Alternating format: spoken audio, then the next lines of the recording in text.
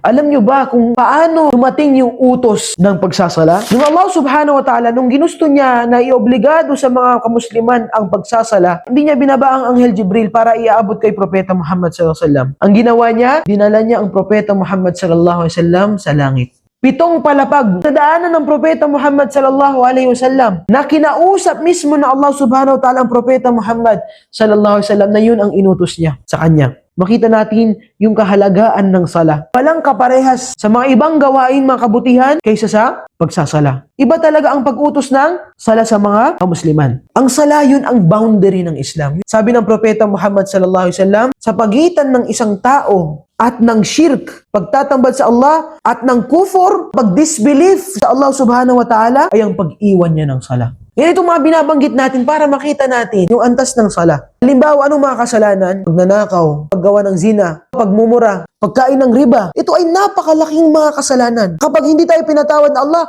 paparusahan tayo ng Allah subhanahu wa ta'ala. Pagiging masama sa magulang mo, sobrang laking kasalanan yan. Pero, hindi binanggit na Allah, itong mga bagay na ito ay makakatanggal sa'yo sa Islam. Maliban lang sa sala. Sabi ng Propeta Muhammad sallallahu alaihi wasallam, al-ahdu alladhi baynana wa baynahum as-salah. Ang pagkakaiba natin mga Muslim. Sa mga hindi mga Muslim ay ang pag-iwan ng sala. Sala tayo sila, hindi sila nagsasala. Faman tarakaha, kung sino man iiwanan niya ang sala, faqad kafar, nakagawa siya ng kufur, ng disbelief. Ibig sabihin makakatanggal sa kanya sa Islam kapag iiwanan niya talaga ang pagsasala. Kung gusto mong mas maintindihan ang Islam, step by step, meron tayong 6 na buwan na kurso dito sa Signify. Tinuturo dito ang mga basic sa Islam na ayon sa Quran at sa sunnah ng Propeta Muhammad sallallahu alaihi wasallam. Para sa mga born Muslim, mga balik Islam, mga bata, matanda, lalaki man o babae. Kaya i-click na ang link sa description o i-message ang page sa Signify. Buuin natin ang pundasyon natin